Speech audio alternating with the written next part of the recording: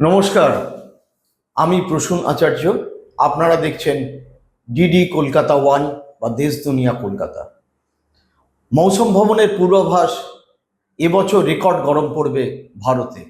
এমনি global warming, পৃথিবীর তাপমাত্রা বাড়ছে।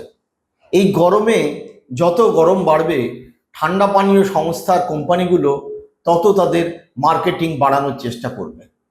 সেটা কোকোকোলা পেপসি হোক, সেটা বাবা রামদেবী হোক বা হামদর্দ হোক। কিন্তু আমরা কখনো অতীতে দেখিনি এই মার্কেটিং স্ট্র্যাটেজির মধ্যে হিন্দু মুসলমান নিয়ে আসার। কিন্তু সেই অদ্ভুত কাজ করে দেখালেন বাবা রামদেব। আপনারা জানেন যে বহুদিন ধরে গোটা উত্তর ভারতে একটি ঠান্ডা পানীয়, যেটা হাকিমি দাওয়াই হিসেবে পরিচিত, মানুষ পান করে থাকে, তার নাম রু আফজা। রু মানে হচ্ছে দিল, সোল, এবং সেটা রিফ্রেশ করার হচ্ছে আফজা। তো লাল রঙের এই রু আফজা নানা রকম ফলের রস, জড়িবুটি দিয়ে তৈরি হয়। 100 বছরের ওপর দিয়ে চলছে। হামদর্দ কোম্পানি এটা বার করেছে। বাবা রামদেব নতুন মার্কেটে এনেছেন তার গুলাব শরবত।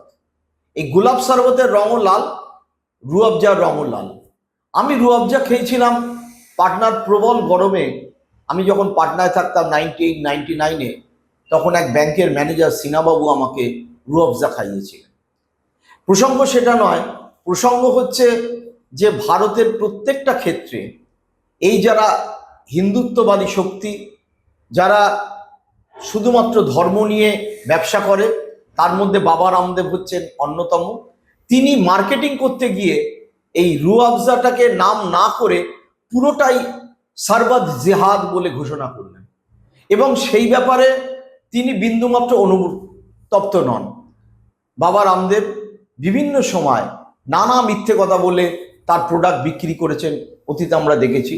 পতঞ্জলি প্রোডাক্ট করোনার সময় যেরকম করোনিল বলেছিলেন যে করোনিল ব্যবহার করলে করোনা সেরে যাবে, পরে দেখা গেল সেটা সম্পূর্ণ ভুল। তার জন্য বাবা রামদেব এবং তার সহকারী বালাকৃষ্ণা, যিনি তার পতঞ্জলি ট্রাস্টের অন্যতম অংশীদার হিসেবে বলা হয়, তার বিরুদ্ধে ট্যাক্স ফাঁকিরও অভিযোগ রয়েছে। তারা শেষ পর্যন্ত আদালতে আত্মসমর্পণ করে ক্ষমা চাইলেন। বেশি দিনকার কথা না, কিছুদিন আগেকার কথা। অদ্ভুতভাবে এ মাস থেকে একটা নতুন বিতর্ক বাবা রামদেব সৃষ্টি করলেন। সেটা হচ্ছে তিনি তার গোলাপ শরবত, তিনি তার সোশ্যাল হ্যান্ডেলে দেখান যে তার নানা রকম প্রোডাক্ট দেখাতেই পারেন। বাবা রামদেব যেরকম তার শক্তি কতটা, তার বিবি শিলাজিৎ পান করলে সেইটাকে প্রচার করার জন্য ঘোড়ার সাথে দৌড়ান, এবং সেই ভিডিও তিনি দেন। এবার গোলাপ শরবত পতঞ্জলির আশ্রমে তৈরি করার সময় তিনি হঠাৎ করে বললেন যে যেরকম লাভ জিহাদ, ঠিক সেই রকম ভাবে একটা পানীয়, সেটা হচ্ছে সরবত জিহাদ, একটি সংগঠন তৈরি করছে, মুসলিম সংগঠন, এবং তারা সেই টাকায় মাদ্রাসা এবং অন্যান্য মুসলিম সংগঠনের বিভিন্ন কাজে ফান্ডিং করছে। একেবারে সরাসরি হামদর্দ কোম্পানির বিরুদ্ধে অভিযোগ। এর বিরুদ্ধে দিগ্বিজয় সিং, কংগ্রেসের প্রাক্তন মুখ্যমন্ত্রী মধ্যপ্রদেশের এবং রাজ্যসভার সদস্য, তিনি ভূপাল আদালতে এফআইআর করেছেন। তিনি বলেছেন বাবা রামদেবকে ক্ষমা চাইতে হবে, এই বিজ্ঞাপন প্রত্যাহার করতে হবে। ये पूरे तरीके से व्यावसायिक है, और मैंने तो उनको 2011 में ठग कह दिया था, जिसके उन्होंने मुझ पर मानहानि का दावा भी बिहार में किया, वो भी चला हुआ है। आज तक कोई प्रमाण उन्होंने नहीं दिया मेरे पास। उनके पास उनके बारे में इतने प्रमाण है कि वो खड़े नहीं हो सकते। किस प्रकार से उन्होंने नकली दवाइयाँ, नकली करके उन्होंने अपना प्रसार किया है। उनके प्रोडक्ट्स को यहाँ तक कि डिफेंस फोर्सेस ने भी रिजेक्ट कर दिया, नेपाल में भी रिजेक्शन हो गया। उसके उदाहरण मैं आपको दूंगा। अब वो कह रहे हैं कि उनका वीडियो आया है कि लोग रू अफ़ज़ा ना पिया करें। अब रू अफ़ज़ा तो हम लोग बचपन से पीते चले आ रहे हैं, इसलिए मत पीजिए क्योंकि वो मुसलमान उसको बनाता है, और उससे जो फ़ायदा होगा उससे वो मस्जिद और वो मदरसे बनाएगा, आप उनके द्वारा बनाया गया गुलाब का शरबत पीजिए ताकि गुरुकुल का निर्माण हो। ये पूरे तरीके से अगर आप देखेंगे तो भारतीय न्याय संहिता 2023 की धारा 196(1) का 299 एवं IT एक्ट की धाराओं के अंतर्गत दंडनीय अपराध है। मैंने तय किया है कि ऐसे व्यक्ति को जो कि अपने आप को धर्मगुरु कहता है, ऐसे व्यक्ति खिलाफ FIR दर्ज होना चाहिए और मैं उनके खिलाफ आज थाने में जाकर FIR दर्ज कराऊंगा। আমরা এখনো পর্যন্ত সেই ব্যাপারে কিন্তু কিছু দেখিনি, না দেখারই কথা। কারণ যিনি যাদবজি মধ্যপ্রদেশের মুখ্যমন্ত্রী, তিনি কিন্তু বাবা রামদেবের অত্যন্ত ঘনিষ্ঠ এবং যাদব অনেক জমি বাবা রামদেবকে সম্প্রতি দিয়েছেন। নরেন্দ্র মোদী, অমিত শাহ একদম হাতে গোনা তিনি মুখ্যমন্ত্রী, হাতে পছন্দ করা মুখ্যমন্ত্রী। অর্থাৎ আমাদের এই আশা করা বৃথা, শেষ পর্যন্ত কিছু হবে। বাবা রামদেব কি বলেছেন সেটা আপনারা শুনুন। गर्मियों में प्यास बुझाने के नाम पर लोग बहुत उल्टे पुल्टे ड्रिंक्स पीते हैं और एक कंपनी तो देश में शरबत जिहाद ही चलाती है, आपसे पैसा कमाती है और उससे सनातन धर्म के विरुद्ध साजिशें रची जाती हैं। और हम लोग ना तो लैंड जिहाद को समझ पाए, ना शरबत जिहाद को समझ पा रहे हैं, और न ही मैं कह रहा हूं personal care, hair care, dental care में भी कुछ घुसी हुई है, ना हम इस केयर जिहाद को समझ पा रहे हैं। लव जिहाद और वोट जिहाद ही पता नहीं क्या क्या जिहाद चल रहे हैं।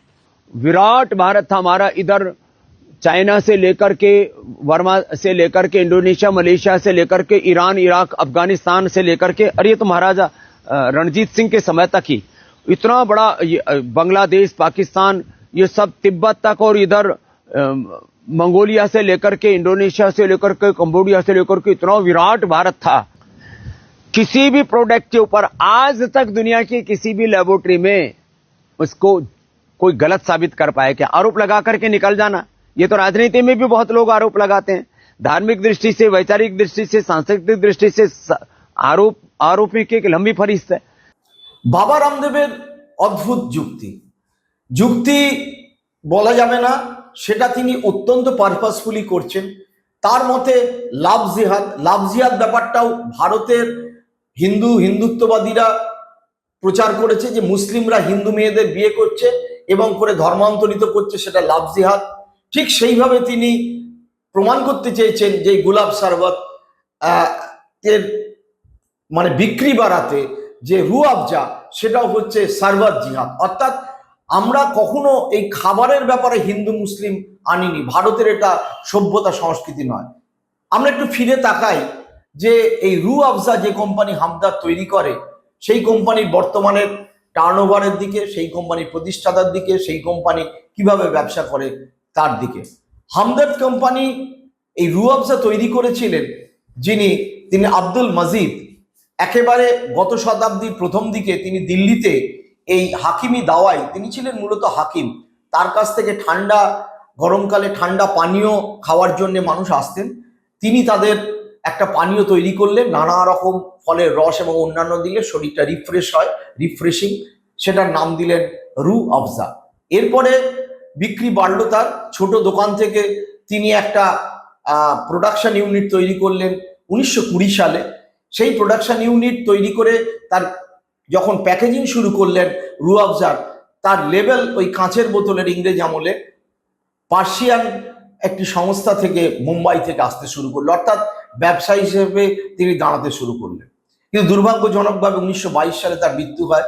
তার মৃত্যুর পরে তার স্ত্রী একটি ট্রাস্টের নামে এই কোম্পানিটাকে দিয়ে দেয়, সেটা হচ্ছে হামদর্দ ট্রাস্ট।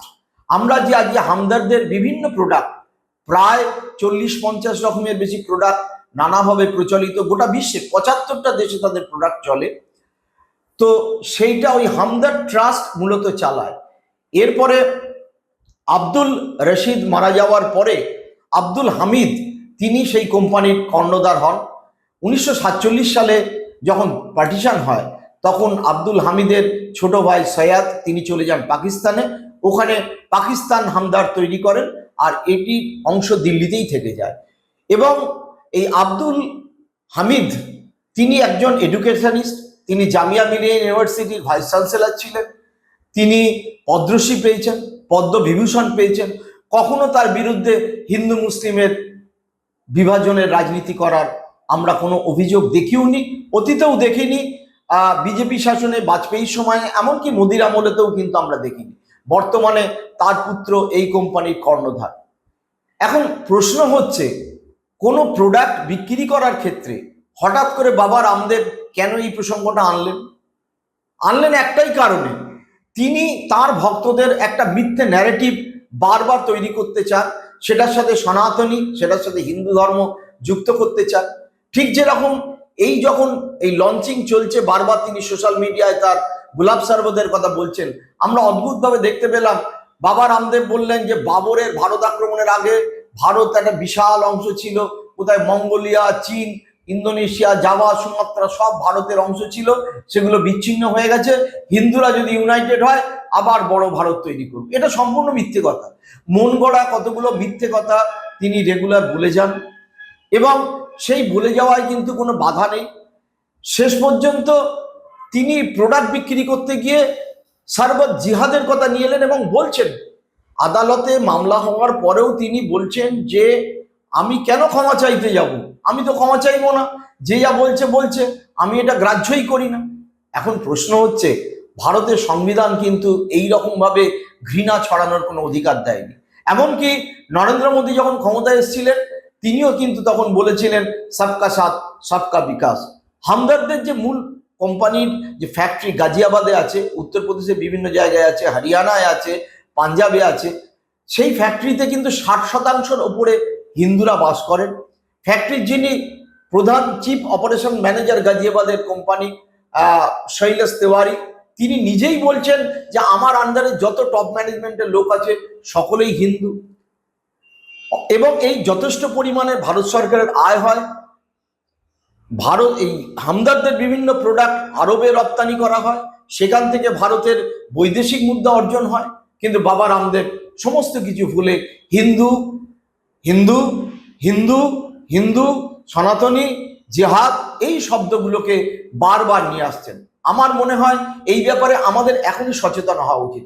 পশ্চিমবঙ্গে রুয়াবজা হয়তো অতটা চলে না, হামদর্দের প্রোডাক্ট পশ্চিমবঙ্গে কম চলে, কিন্তু আমরা দেখেছি ইতিমধ্যেই মাছের ব্যাপারে আপত্তি তুলে দিল্লিতে কি কাণ্ডটা ঘটছে, মাছ বাজার বন্ধ করে দেওয়া হয়েছে।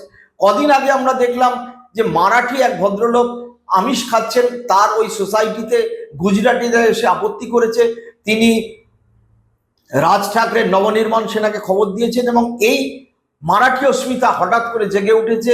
কারণ মারাঠিরা আমিষ নিরামিষ দু ধরনের খাবারই খায়, তারা এর বিরুদ্ধে এক হওয়ার কথা ভাবছে। আজকে আমাদের সময় এসছে এই ব্যাপারে ভাবার, এবং আমরা তাকিয়ে থাকবো যে দিগ্বিজয় সিং যে মামলা করেছেন সেই মামলার ফলাফলের দিকে আমরা তাকিয়ে থাকবো, শেষ পর্যন্ত রামদেব ক্ষমা চান কিনা। আর আমি স্বনির্বন্ধভাবে আমার দর্শকদের বলবো, খাবারের মধ্যে, শরবতের মধ্যে এই হিন্দু মুসলিম ভেদাভেদ তৈরি করবেন না, সেটা অত্যন্ত অন্যায়। কারণ যে খাবার, যে চাষি যে ধান তৈরি করেন, যে চাষি গম তৈরি করেন, তিনি খ্রিস্টান না তিনি হিন্দু, না তিনি মুসলিম, না তিনি শিখ, আমরা কখনো জিজ্ঞেস করেছি? যেরকম আমরা অসুস্থ হলে রক্ত যখন নিতে যাই হাসপাতালে, আমরা কি কখনো ব্লাড গ্রুপ জিজ্ঞেস করি? আমরা কখনো হিন্দু মুসলমানের কথা জিজ্ঞেস করি না। সুতরাং রামদেবের এই ধরনের কথা অত্যন্ত নিন্দনীয়, এবং আমাদের দাবি থাকবে, ডিডি কলকাতা 1-এর দাবি, এই ব্যাপারে সকলকে সতর্ক থাকতে হবে।